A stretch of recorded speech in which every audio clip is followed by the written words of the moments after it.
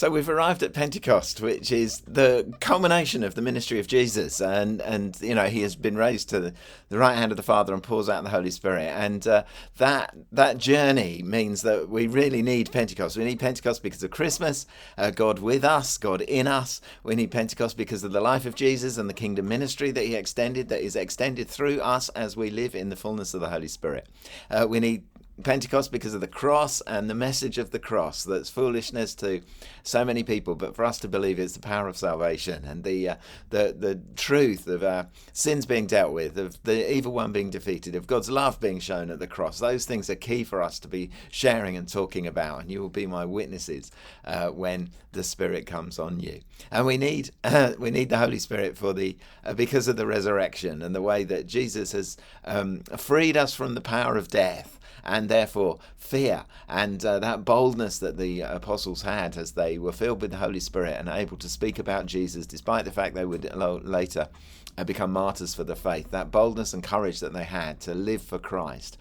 We need that. We need Pentecost. And of course we need Pentecost because of the ascension, that Jesus is King, Jesus is Lord. This idea that Jesus has been enthroned and seated at the right hand of the Father, that this victory procession that Paul talks about, where he leads captives in his train and gives gifts out liberally to people, and the gifts of the Spirit given by the King for the purpose of the kingdom.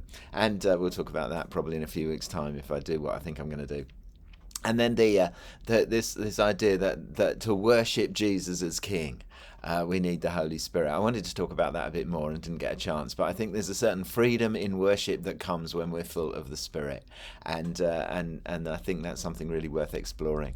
And then we need the Holy Spirit if we're going to bring Jesus back, if we're going to get this good news to all the nations, and then the end will come, to fulfill the Great Commission, to take the good news into all the world, to the Matthew 28, to take to complete the book of Acts. The ends of the earth was Rome, really, when Paul was there. At least that was the centre of the extent of the world. Now, of course, we know the world's much bigger than that, and there's so many groups, so many languages, so many subcultures, so many tribes that still haven't heard the good news of Jesus. And there's tribes even within our own nation who have no understanding at all of the Christian message. And we can bring them to an understanding of Jesus as we work cross-culturally with groups of musicians, with people who never come into contact with church, with folk who just live a completely different in a completely different group of people that would never touch church, and we can bring the good news to them in order to bring Jesus back and hasten the day of his coming. Have a good time as you talk about this. May you be full of the Pentecostal Spirit. May you know the fullness of Jesus. And I think we're going to look at this a bit more over the next few weeks as we talk about the Spirit of Jesus. And I'd love you to get into that tonight and just to revel and delight in the presence of the Spirit. Have a great time. See you in a bit. Bye-bye.